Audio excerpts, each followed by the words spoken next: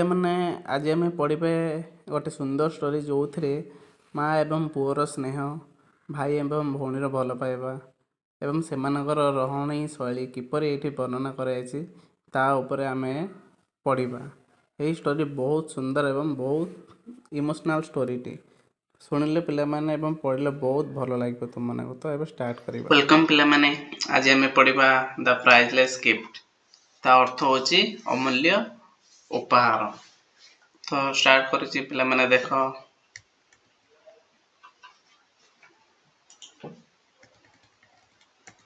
Okay, ଦେନ୍ start କରୁଛି।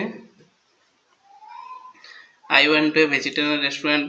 It was lunch time. There were people eating and drinking. The restaurant was very crowded. I saw that some of chairs and tables had been pushed into a corner. I chose the corner table, seated myself, and started skimming through the newspaper. तो ये कौन है जी जो ସେଇଠି କ'ଣ କରିଛନ୍ତି ଲେଖକ, ଗୋଟେ ମଧ୍ୟାହ୍ନ ଟାଇମ୍ରେ ଗୋଟେ ରେଷ୍ଟୁରାଣ୍ଟକୁ ଯାଇଛନ୍ତି। ଆଉ ସେଇଠି ଲୋକମାନେ କିଛି ଖାଉଛନ୍ତି ପିଉଛନ୍ତି। ରେଷ୍ଟୁରାଣ୍ଟ ପୁରା ଗହଳି ହେଇଛି ଏବଂ ଗୋଟେ କର୍ଣ୍ଣରରେ ସେ ଚେୟାର ନେଇକି ସେଇଠି ଯାଇକି ବସିଛନ୍ତି ହେଲା। ତାପରେ ନ୍ୟୁଜ୍ ପେପର ନେଇକି ସେ ପଢ଼ୁଛନ୍ତି। ତାପରେ ଦେଖ ପିଲାମାନେ, at that moment I noticed a very young girl looking at me. Her eyes were large and they had sad expression. ତ ସେଇ ସମୟରେ ସେ ନୋଟିସ୍ କଲେ କି ଗୋଟେ ୟଙ୍ଗ ଝିଅ, ଗୋଟେ ଝିଅଟି କ'ଣ ହେଇଛି, ତାଙ୍କୁ ଅନଉଛି କେମିତି ବଡ଼ ଚାହାଣୀରେ ଏବଂ ଗୋଟେ ସେଡ୍ ଏକ୍ସପ୍ରେସନ୍ ମାନେ କ'ଣ ଦୁଃଖଦ ଚାହାଣୀରେ ସେ ତାଙ୍କୁ ଦେଖୁଥିଲା। As she was going out, she asked the cashier in a low voice, is that gentleman an Indian? ସେ ଯେତେବେଳେ ବାହାରକୁ ଗଲା ସେ ସମୟରେ ସେ କ୍ୟାସିୟରକୁ ପଚାରୁଥିଲେ ସେ କ'ଣ ଜଣେ ଇଣ୍ଡିଆନ୍ କି ବୋଲି ସେ ପଚାରୁଥିଲା। I think so, the cashier replied. The girl looked at me once more and went out. ମୁଁ ଭାବୁଛି କ୍ୟାସିୟର ଉତ୍ତର ଦେଇଥିବ ବୋଧେ କିଛି। ଝିଅଟି ପୁଣି ଥରେ ମୋ ଆଡ଼କୁ ଚାହିଁଲା ଏବଂ ବାହାରକୁ ଚାଲିଗଲା। It surprised me. Why what was the matter? Her interest in me aroused my curiosity in her. When I had finished my lunch, I asked the waiter, do you know the girl who was sitting on there? ଏହା ମୋତେ ଆଶ୍ଚର୍ଯ୍ୟ କରିଥିଲା। କାହିଁକି? କଥା କ'ଣ ଥିଲା? ମୋ ପ୍ରତି ତାଙ୍କର ଆଗ୍ରହ ତାଙ୍କର ମନରେ ମୋର କୌତୂହଳ ସୃଷ୍ଟି କଲା ଯେ ମୁଁ ମଧ୍ୟାହ୍ନ ଭୋଜନ ସାରିବା ପରେ ମୁଁ ୱେଟରକୁ ପଚାରିଲି, ତୁମେ ସେଠାରେ ବସିଥିବା ଝିଅକୁ ଜାଣ କି ବୋଲି ସେ ପଚାରିଥିଲେ। ତାପରେ ଦେଖ ପିଲାମାନେ next paragraph. No sir, I noticed she has lunch here on Saturday. She comes on payday only. Perhaps she does not earn much. ସେ କ'ଣ କଲେ ନା ମହାଶୟ, ମୁଁ ଦେଖିଲି ସେ ଶନିବାର ଦିନ ଏଠାରେ ମଧ୍ୟାହ୍ନ ଭୋଜନ କରନ୍ତି। ସେ କେବଳ ଦରମା ଦିନ ଆସନ୍ତି, ହୁଏତ ସେ ଅଧିକ ଅରୋଜଗାର କରୁନଥିବେ। I was moved by that, he said. The curiosity I felt about the girl persisted. Why had she inquired about me? Who was the mysterious child? I kept thinking of her poverty-stricken and anxious figure. Could I help her in any way? ତାଙ୍କ କଥା ଶୁଣି ମୁଁ ପ୍ରଭାବିତ ହେଲି। ଝିଅଟି ବିଷୟରେ ମୋର କୌତୂହଳ ଜାରି ରହିଥିଲା। ସେ ମୋ ବିଷୟରେ କାହିଁକି ପଚାରିଲା ବୋଲି ସେ ଭାବୁଥିଲେ। ସେ ରହସ୍ୟମୟ ପିଲାଟି ବା ଝିଅଟି କିଏ? ମୁଁ ତାର ଦାରିଦ୍ର୍ୟ ପୀଡ଼ିତ ଦୁଃଖୀ ଚିନ୍ତିତ ବ୍ୟକ୍ତିତ୍ୱ ବିଷୟରେ ଭାବୁଥିଲି। ମୁଁ କ'ଣ ତାକୁ କୌଣସି ପ୍ରକାର ସାହାଯ୍ୟ କରିପାରିବି କି ବୋଲି। ନେକ୍ସଟ ଦେଖ ପିଲାମାନେ। The week passed. Saturday come again. I went the same restaurant. As I entered, I saw her sitting at the same table as before. She was eating. I went up to her and took the chair opposite her. ତାପରେ କ'ଣ କଲେ, same regular ସେ next ସଟରଡେରେ ସେ ଝିଅଟି ରେଷ୍ଟୁରାଣ୍ଟକୁ ଆସିଲା ଏବଂ same ଟେବୁଲରେ ବସିଥିଲା। ତାପରେ ଲେଖକ କ'ଣ କରିଛନ୍ତି, ତାଙ୍କ ପାଖକୁ ଗଲେ ଏବଂ ଗୋଟେ ତା ଅପୋଜିଟ୍ ଚେୟାର ନେଇକି ତାଙ୍କ ଅପୋଜିଟ୍ରେ ବସିଥିଲେ। ନେକ୍ସଟ ପାରାଗ୍ରାଫ ଦେଖ। I wished her a good afternoon and then by making one brief remark after another, I was able to start a conversation. At last she asked, "Are you an Indian?" "My brother is in India. He is a soldier. We have not had a letter from him for a long time. My mother is very worried. She is afraid something has something has happened to him." I learned that ସେଇଟା କହିଦେଉଛି first happened to him ତ କ'ଣ ମୁଁ ତାଙ୍କ ଶୁଭ ଅପରାହ୍ନ ମାନେ କ'ଣ ଗୁଡ୍ ଆଫ୍ଟରନୁନ୍ ଶୁଭ ଅପରାହ୍ନ କାମନା କଲି ବା ଜଣାଇଲି ଏବଂ ତାପରେ ଗୋଟିଏ ପରେ ଗୋଟିଏ ଛୋଟ କଥା ହେଲୁ ଆରମ୍ଭ କରାଇଥିଲେ। ଶେଷରେ ସେ ପଚାରିଲେ, ତୁମେ କ'ଣ ଇଣ୍ଡିଆନ କି ମାନେ ଭାରତୀୟ କି? ମୋ ଭାଇ ଭାରତରେ ଅଛି, ସେ ଜଣେ ସୈନିକ। ଆମେ ବହୁ ଦିନ ଧରି ତାଙ୍କଠାରୁ ଚିଠି ପାଇନାହୁଁ। ମୋ ମା ବହୁତ ଚିନ୍ତିତ। ସେ ଭୟ କରୁଛନ୍ତି ଯେ ତାଙ୍କ ସହିତ କିଛି ଘଟିଯାଇଛି ବୋଲି। ହେଲା, ନେକ୍ସଟ ଦେଖ। I learned that her only guardian was her brother. She lived with her old widowed mother, Mistress Betty. ମୁଁ ଜାଣିଲି ଯେ ତାଙ୍କର ଏକମାତ୍ର ଅଭିଭାବକ ଥିଲେ ତାଙ୍କର ଭାଇ। ସେ ତାଙ୍କର ବୃଦ୍ଧା ବା ବିଧବା ମା ଶ୍ରୀମତୀ ବେଥୀଙ୍କ ସହିତ ରହୁଥିଲା। I understood how she felt.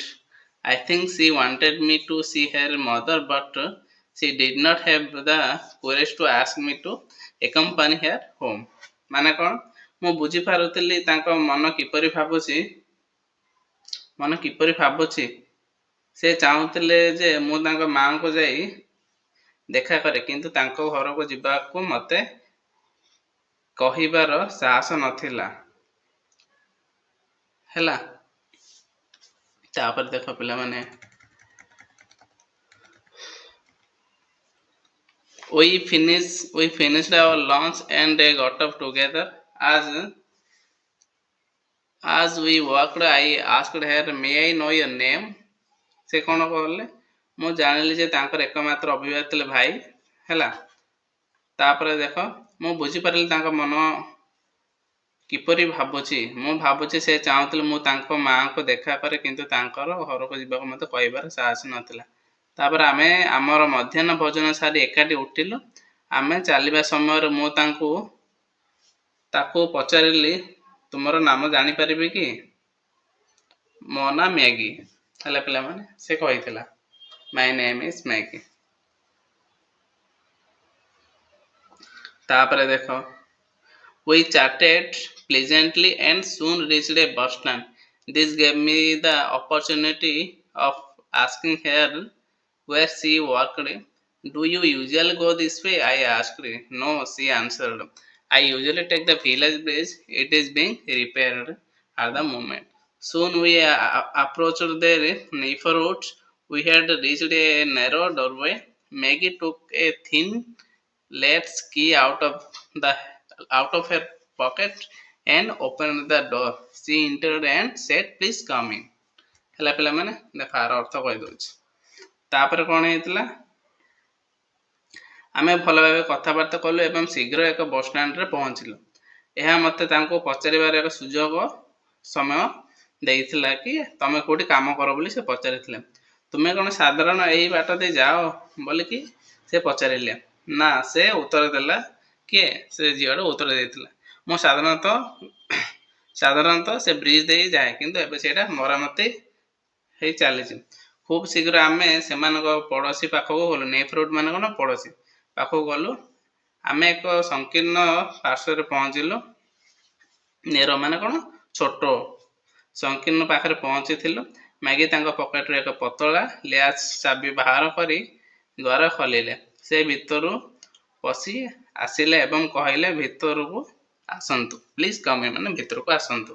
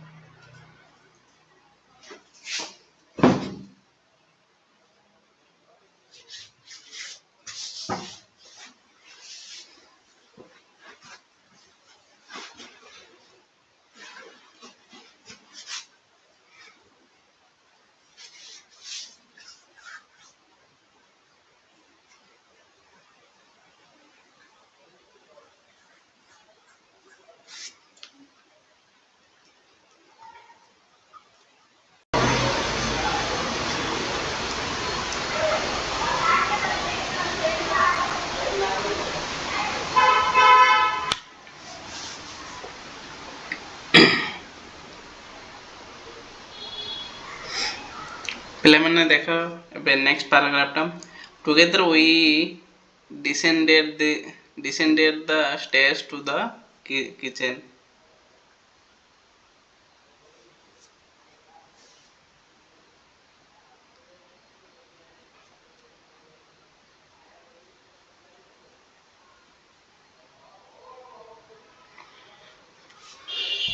Mother said Maggie from the doorway. Doorway ମାନେ କ'ଣ ପିଲାମାନେ ଦ୍ୱାର.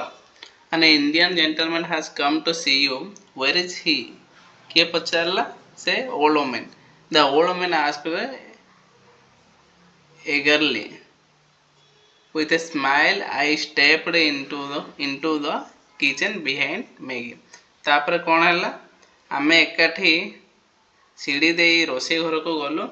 ମା ଦ୍ୱାର ପାଖରେ ରହି ମ୍ୟାଗି ପଚାରିଲା, ଜଣେ ଭାରତୀୟ ଭଦ୍ରଲୋକ ଆମକୁ ଦେଖା କରିବାକୁ ଆସିଛନ୍ତି, ସେ କେଉଁଠି ବୋଲି ବୁଢ଼ୀମା ଉତ୍ସାହର ସହିତ ଏଗଲି ମାନେ କ'ଣ ଉତ୍ସାହ ହେଲା ଉତ୍ସାହର ସହିତ ପଚାରିଲା.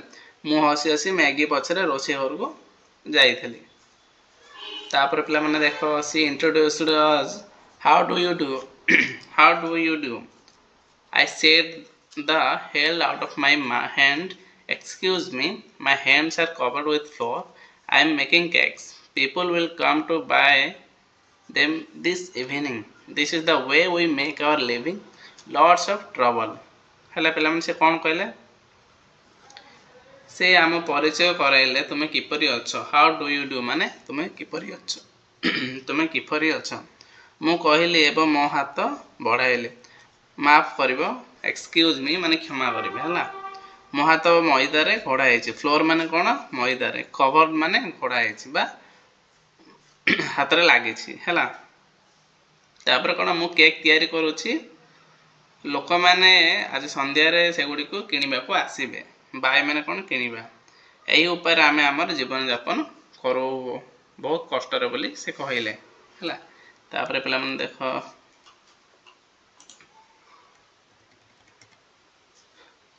Saturday night is a time of festivity in poor neighborhoods. All kinds of things are sold on this night. The streets are more crowded than any other day. This is the day when they are able to spend a little from their weekly wages. ମାନେ କ'ଣ କହିଲା, ଗରିବ ପଡ଼ୋଶୀମାନଙ୍କର ଶନିବାର ରାତି ହେଉଛି ଉତ୍ସବର ସମୟ. ଏହି ରାତିରେ ସମସ୍ତ ପ୍ରକାର ଜିନିଷ ବିକ୍ରି ହୁଏ. ଅନ୍ୟ ଦିନ ଅପେକ୍ଷା ରାସ୍ତାରେ ଅଧିକ ଭିଡ଼ ଥାଏ. କ୍ରାଉଡେଡ଼ ମାନେ ଭିଡ଼ ହେଲା. କ୍ରାଉଡ ମାନେ ଭିଡ଼. ଏହି ଦିନ ସେମାନେ ସେମାନଙ୍କର ସାପ୍ତାହିକ ମଜୁରୀର ଟିକିଏ ଖର୍ଚ୍ଚ କରିପାରିବେ. ୱେଜେସ୍ ମାନେ କ'ଣ ପିଲାମାନେ? ୱିକଲି ୱେଜେସ୍ ମାନେ ସାପ୍ତାହିକ ମଜୁରୀ ହେଲା. ଏବେ ଦେଖ ପିଲାମାନେ ସେକେଣ୍ଡ ଷ୍ଟାଞ୍ଜା ଷ୍ଟାର୍ଟ କରିବା. What kind of country is India, sir? asked Mistress Bethy as she resumed her cooking. ହେଲା.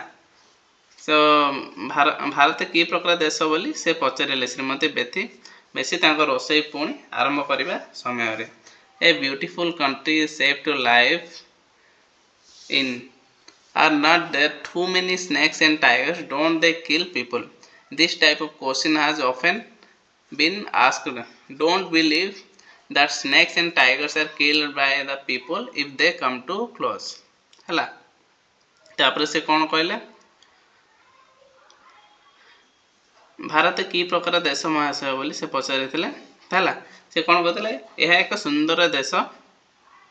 ବସିବା ପାଇଁ ନିରାପଦ ବା ରହିବା ପାଇଁ ନିରାପଦ ଭଲ. ଏଠାରେ ବହୁତ ସାପ ଏବଂ ବାଘ ନାହାନ୍ତି କି ବୋଲି ସେ ପଚାରିଥିଲା. ସେମାନେ ଲୋକଙ୍କୁ ହତ୍ୟା କରନ୍ତି ନାହିଁ କି ବୋଲି କହିଲେ। ଏହି ପ୍ରକାର ପ୍ରଶ୍ନ ପ୍ରାୟତଃ ପଚରା ଯାଇଛି।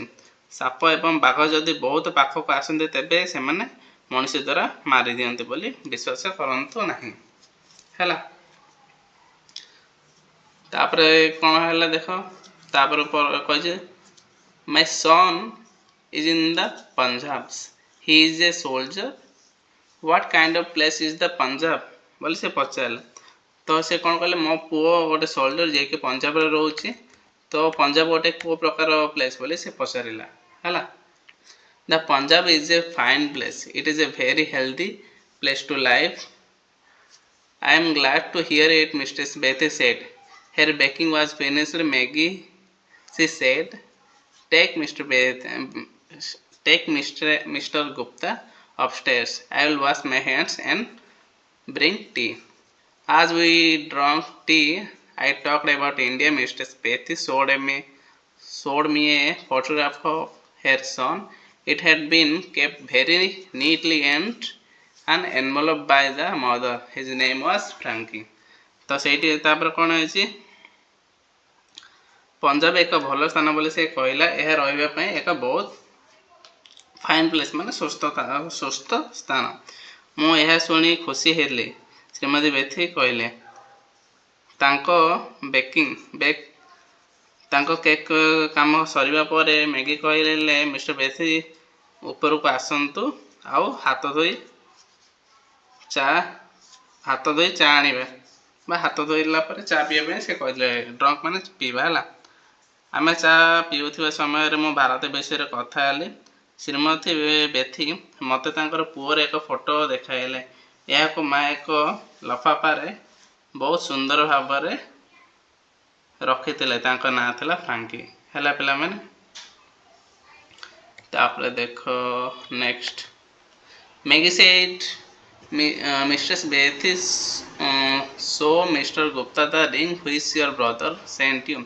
She brought it and asked, Can you see the past and future in it? I took it, examined it. When Frankie sent the ring, Mrs. Bethy said he wrote that if you concentrate on a distant person as you gaze into it, you will be able to see him and what he is doing. We have not had any news from Frankie for a long time, but we have not been able to see anything. Why don't you try? You are an Indian, you may be able to do it. I did not have that heart to tell the mother and daughter that the ring was nothing much, not a miraculous thing from a distant land. How could I settle their dream? ହେଲା, ତ ସେତେବେଳେ କ'ଣ ହେଇଥିଲା ପିଲାମାନେ, Maggi Shrimati ବେଥି କହିଥିଲେ, ତୁମ ଭାଇ ପଠାଇଥିବା ମୋଦି ଶ୍ରୀ ଗୁପ୍ତାଙ୍କୁ ଦେଖାଅ।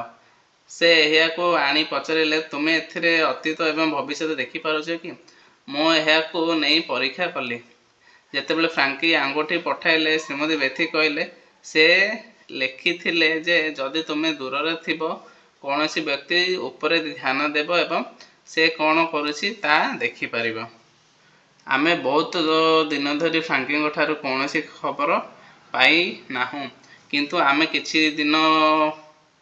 କିଛି ଦେଖିପାରିନାହୁଁ। ତୁମେ କାହିଁକି ଚେଷ୍ଟା କରୁନାହଁ? ତୁମେ ଜଣେ ଭାରତୀୟ, ତୁମେ ଏହା କରିପାରିବ କି? ମା ଏବଂ ଝିଅକୁ କହିବାର ମୋର ହୃଦୟ ନଥିଲା ଯେ ମୁଦିଟି କିଛି ବିଶେଷ ନୁହେଁ, ଦୂର ଦେଶରୁ ଆସିଥିବା କୌଣସି ଚମତ୍କାର ଜିନିଷ ନୁହେଁ। ମୁଁ କିପରି ସେମାନଙ୍କ ସ୍ୱପ୍ନକୁ ଭାଙ୍ଗି ପାରିବି? ହେଲା ପିଲାମାନେ, ସେଟର ମାନେ କ'ଣ? ଭାଙ୍ଗି ପାରିବା। ତ ଏଇଟା ସେକେଣ୍ଡ ପାରାଗ୍ରାଫଟା ବି ସରିଗଲା ପିଲାମାନେ।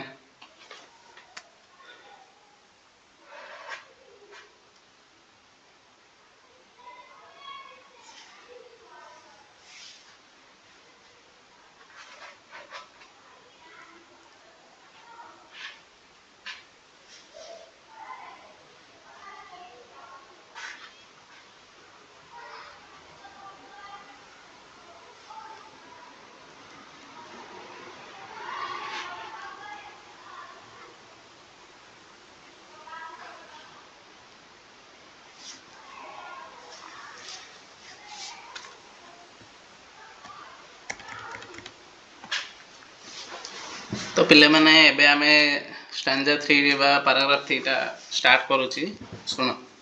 Several months passed. I visited Maggie and Mistress Bethy, but no news had come from Frankie.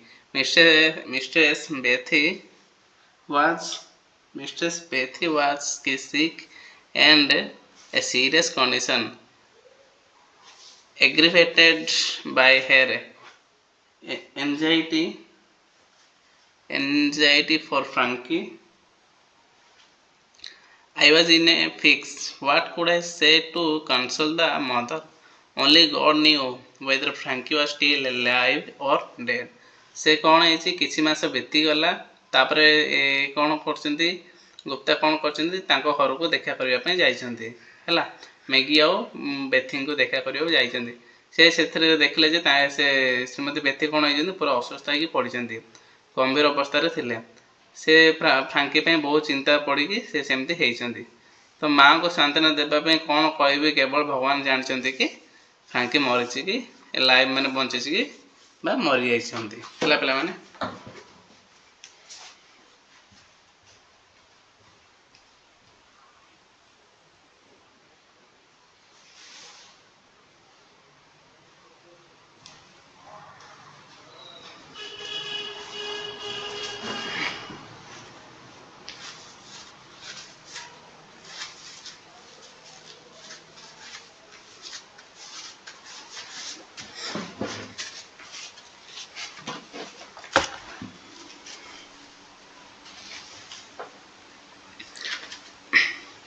Mr. Gupta, the girl said, my mother has not been ill like this before. I have read in books that Indians love the truth. If you could bring yourself to tell mother only once after looking into the crystal, the Frankie is still right, that he is alive, will it be too much of lie? Will it be very wrong? I thought it over. I am not a very virtuous man, so I decided to do this at last of my offense. ହେଲା ତ ସେ କ'ଣ କହିଛନ୍ତି ଝିଅଟିକୁ କହିଲା ହେଲା କିଏ Maggi କହିଲା ମିଷ୍ଟର ଗୁପ୍ତା ମୋ ମା ପୂର୍ବରୁ ଏପରି ଅସୁସ୍ଥ କେବେ ବି ହୋଇନଥିଲେ ମୁଁ ପୁସ୍ତକରେ ପଢ଼ିଛି ଯେ ଭାରତୀୟମାନେ ବହୁତ ସତ୍ୟ କହିବାକୁ ଭଲ ପାଆନ୍ତି ଯଦି ତୁମେ ସ୍ଫଟିକ ସେ ଯେଉଁ କ୍ରିଷ୍ଟାଲ ଭିତରୁ ଦେଖି ଆଉ ମାଆଙ୍କୁ କହିଦେବ କି ଆଉ ଫ୍ରାଙ୍କି ଭଲ ଅଛି କ'ଣ ଏଇଟା ଭଲ ହେବ କି ତୁମେ କହିପାରିବ ନା ସେ କହିଲା ତାପରେ କ'ଣ ମୁଁ ଏହା ବିଷୟରେ କିଏ ଗୁପ୍ତା ବିଷୟରେ ଭାବିଲେ ଏବଂ ଭାବିଲେ କି ମୁଁ ତ ଏତେ ଧାର୍ମିକ ବ୍ୟକ୍ତି ନାହିଁ ମୁଁ ଏଇଟା କରିବି ବୋଲି ସେ ଭାବିକି ନିଶ୍ଚୟ କଲେ ଯଦି ହେଲେ ବି ଏଇଟା କ'ଣ ସବୁଠାରୁ ଛୋଟ ଅପରାଧ ହେବ ତାପରେ ଦେଖ ପିଲାମାନେ ତାପରେ କ'ଣ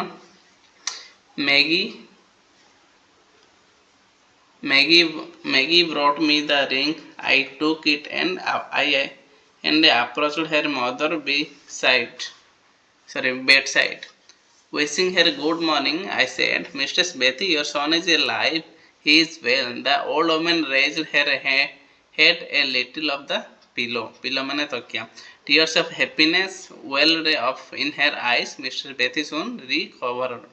ମାନେ କ'ଣ ମ୍ୟାଗି ମୋ ମା ପାଇଁ ମୁଦିଟି ଆଣିଦେଲା ମୁଁ ଏହାକୁ ନେଇ ତାଙ୍କ ମାଆଙ୍କ ବିଛଣା ପାଖରେ ପହଞ୍ଚିଲି ତାଙ୍କୁ ଶୁଭ ସକାଳ ବୋଲି ଜଣାଇଥିଲି ଏବଂ ସେ କହିଲେ ଆଉ ମିଷ୍ଟେସ୍ ବେଥି ଆପଣଙ୍କ ପୁଅ ବଞ୍ଚିଛି ଆଉ ବହୁତ ଭଲ ଅଛି ବୁଢ଼ୀ ବା ମିଷ୍ଟେସ୍ ବେଥି ଓଲ୍ଡ ଓମେନ୍ ମାନେ କ'ଣ ବୃଦ୍ଧା ବ୍ୟକ୍ତି ବା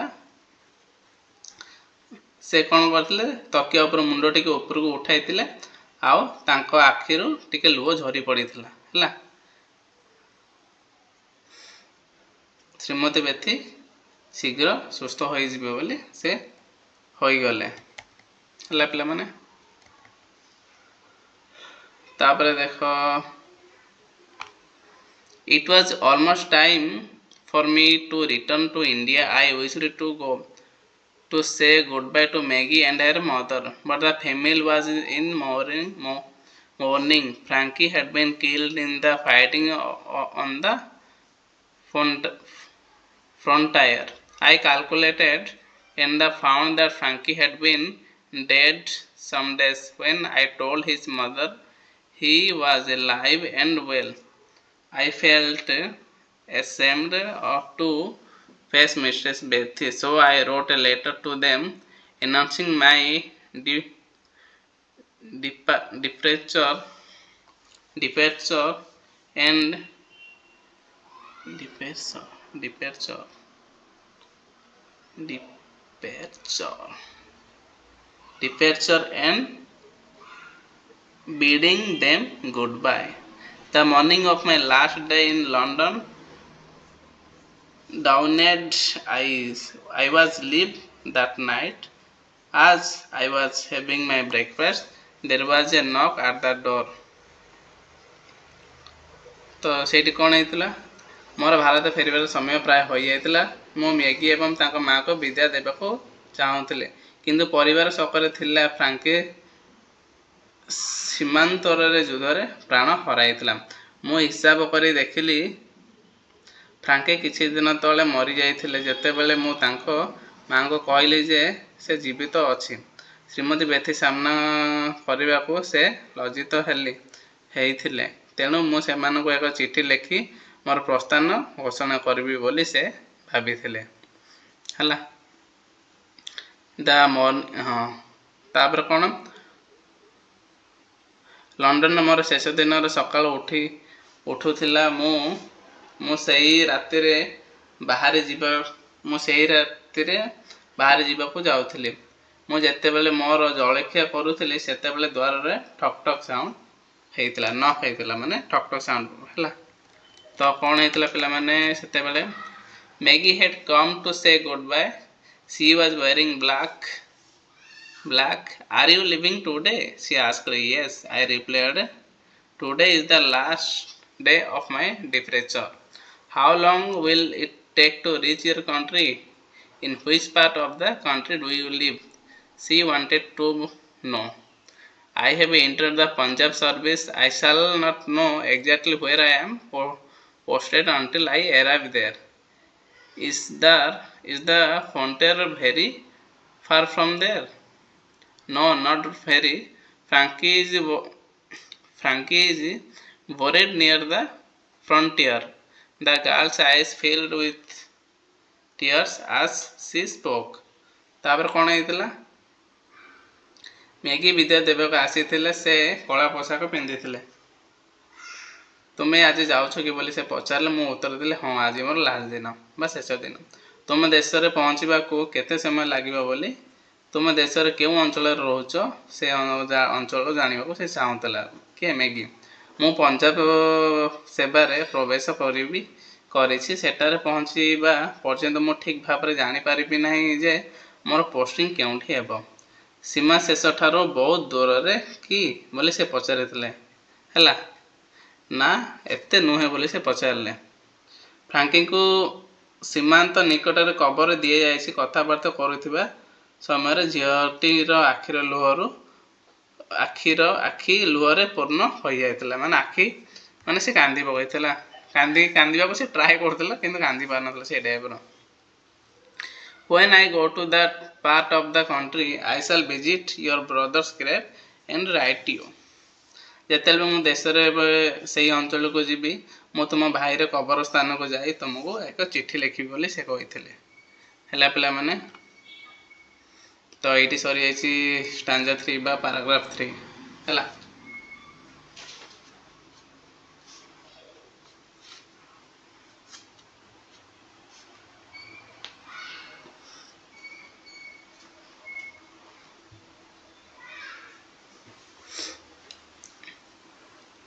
ତ ଏବେ ପିଲାମାନେ ପାରାଗ୍ରାଫ 4 ବା ଷ୍ଟାଞ୍ଜା 4 ଷ୍ଟାର୍ଟ କରୁଛି, ଶୁଣ। Maggie face filled with gratitude as she thanked me. Her voice choked. She took a shilling out of her pocket, saying, "Please buy flowers with this when you go, and lay them on my brother's grave for me." ମ୍ୟାଗିରେ ମୋ କୃତଜ୍ଞତାରେ ପୂର୍ଣ୍ଣ ହୋଇଗଲା। ସେ ମୋତେ ଧନ୍ୟବାଦ ଦେବା ସମୟରେ ତାଙ୍କର କଣ୍ଠସ୍ୱର ରୁଦ୍ଧ ହୋଇଗଲା। ମାନେ ସେ କହିପାରୁନଥିଲା ପିଲାମାନେ ଭଲରେ। ସେ ତାଙ୍କ ପକେଟରୁ ଏକ ସିଲିଂ ବାହାର କରି କହିଲେ, ତୁମେ ଯିବା ସମୟରେ ଦୟାକରି ଏଥିରୁ ଫୁଲ କିଣିବ ଏବଂ ମୋ ଭାଇର କବର ପାଖରେ ସେ ଫୁଲ ରଖିଦେବ ବୋଲି ସେ କହିଥିଲେ। In my emotion, I lowered my eyes. Lowered ମାନେ କ'ଣ ପିଲା ମାନେ ମୁଣ୍ଡ ତଳୁ କରିଦେଇଥିଲା। The child had earned the ceiling with so much toil. I felt like returning it to her.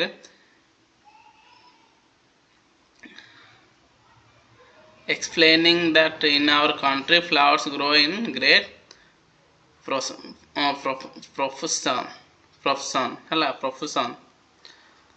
ଭାବପ୍ରବାହ ହୋଇ ମୁଁ ଆଖି ତଳକୁ କରିଦେଲି। ପିଲାଟି ବହୁତ ପରିଶ୍ରମ କରି ଏହି ଟଙ୍କା ରୋଜଗାର କରିଥିଲା। ମୁଁ ତାଙ୍କୁ ଫେରାଇ ଦେବାକୁ ଇଚ୍ଛା କଲି। ବୁଝାଇ ଦେଇଥିଲି ଯେ ଆମ ଦେଶରେ ଫୁଲ ପ୍ରଚୁର ପରିମାଣରେ ଅଛି ହେଲା। But I considered why should I deprive her of the joy this sacrifice would give her. She was foregoing so much for love of her brother. The joy of doing it was beyond all price. The grief in her heart would be aged a little. I picked up the ceiling. Maggie, I said, I shall use this ceiling to buy flowers and put them on your brother's grave. Maggie stood up. How can I ever thank you? She said goodbye. Remember to write. I got up and held her hand. Goodbye, Maggie. God bless you, I said. Maggie left. I wiped a tear from my eyes and went upstairs to pack my bags. ହେଲା ତାପରେ କ'ଣ ହେଇଥିଲା ପିଲାମାନେ, କିନ୍ତୁ ମୁଁ ଭାବିଲି ଏହି ବଳିଦାନ ତାଙ୍କୁ ଯେ ଯେଉଁ ଆନନ୍ଦ ଦେବ ତାହାର ମୁଁ କାହିଁକି ତାକୁ ବଞ୍ଚିତ କରିବି। ସେ ତାଙ୍କ ଭାଇର ପ୍ରେମ ପାଇଁ ବହୁତ କିଛି ତ୍ୟାଗ କରିଥିଲା। ଏହା କରିବାର ଆନନ୍ଦ ସମସ୍ତ ମୂଲ୍ୟଠାରୁ ଅଧିକ ଥିଲା। ତାଙ୍କ ହୃଦୟର ଦୁଃଖ ଟିକେ କମିଯିବ। ମୁଁ ସିଲିଂ ନେଇଥିଲି ବା ଉଠାଇଥିଲି। ମ୍ୟାଗି, ମୁଁ କହିଲି, ମୁଁ ଏହି ସିଲିଂରେ ଫୁଲ କିଣି ତୁମ ଭାଇର କବରରେ ଲଗାଇଦେବି ହେଲା। କ୍ରେବ୍ ମାନେ କବର। ମ୍ୟାଗି ଠିଆ ହେଲା। ମୁଁ ତୁମକୁ କିପରି ଧନ୍ୟବାଦ ଦେବି ସେ କହିଲା। ବିଦାୟ ଲେଖିବାକୁ ମନେ ରଖ ବୋଲି, ଚିଠି ଲେଖିବାକୁ ମନେ ରଖ ବୋଲି ସେ କହିଲା ପିଲାମାନେ ହେଲା। ମୁଁ ଉଠି ତା ହାତ ଧରିଲି। ବିଦାୟ ମ୍ୟାଗି ବୋଲି କହିଲି। ଭଗବାନ ତୁମର ମଙ୍ଗଳ କରନ୍ତୁ ମୁଁ କହିଲି। ମ୍ୟାଗି ଚାଲିଗଲା। ମୁଁ ଆଖିରୁ ଲୁହ ପୋଛି ମୋ ବ୍ୟାଗ୍ ପ୍ୟାକ୍ କରିବାକୁ ଉପର ମହଲାକୁ ଗଲି ହେଲା ପିଲାମାନେ। ତ ଦେଖ ପଢ଼ି ମୋ ଆଖିରେ ବି ଟିକେ ଟିକେ ଲୁହ ବାହାରି ପଡ଼ିଲାନି ଆଇ ଥିଙ୍କ। ବହୁତ ଇମୋସନାଲ୍ ଷ୍ଟୋରିଟା ହେଲା। ମୁଁ ପଢ଼ିଥିଲି ମୋ ଟାଇମ୍ରେ, ବଟ୍ ମୋତେ ଏତେ କିଛି ଫିଲ୍ ହେଇନଥିଲା। ବୋଧେ ମୋତେ ସେତେବେଳେ ଏତେ ବୁଝା ପଡ଼ିନଥିଲା ଆଇ ଥିଙ୍କ। ହଉ ପିଲାମାନେ, ଚାପ୍ଟର ତ ସରିଲା। ବହୁତ ଭଲ ଚାପ୍ଟରଟା, ଭଲରେ ପଢ଼। ତୁମମାନେ ଟିକେ ଭଲରେ ପଢ଼ିଦିଅ, ମନେ ରହିଯିବ। ଆଉ ୱାର୍ଡ଼ସ୍ କିଛି ଅଛି ସେଇଟା ବି ମୁଁ କହିଦେଇଛି ଓଡ଼ିଆରେ ହେଲା। ଆଉ ଯଦି କାହାର ବି କିଛି ଡାଉଟ୍ ଥିବ ତାହେଲେ ମୋତେ କମେଣ୍ଟ ସେକ୍ସନରେ କମେଣ୍ଟ କର, ମୁଁ କହିଦେବି। ଆଉ ଆର କ୍ୱେଶ୍ଚିନ୍ ଆନ୍ସର୍ ପାଇଁ ମୁଁ ନେକ୍ସଟ ଭିଡ଼ିଓ କରିବି, କାରଣ ଅଲମୋଷ୍ଟ ବହୁତ ଲଙ୍ଗ୍ ଭିଡ଼ିଓ ହେଇଗଲା। ଆଉ କ୍ୱେଶ୍ଚିନ୍ ଆନ୍ସର୍ ପାଇଁ ମୁଁ ଆଉ ଗୋଟେ ଭିଡ଼ିଓ କରିକି ତୁମମାନଙ୍କୁ ପଠାଇଦେବି। ଆଉ ଗୋଟେ ଭିଡ଼ିଓ ନେକ୍ସଟ ଭିଡ଼ିଓରେ ଅପଲୋଡ଼ କରିଦେବି ହେଲା। ଯଦି ତୁମମାନେ ଚାହିଁବ ତାହେଲେ କମେଣ୍ଟ ସେକ୍ସନରେ କମେଣ୍ଟ କର ସବୁ ହେଲା। So thanks for watching. ଭଲ ଲାଗିଲେ ମୋ ଚ୍ୟାନେଲକୁ ସବସ୍କ୍ରାଇବ୍ ବି କରିଦେବ ପିଲାମାନେ।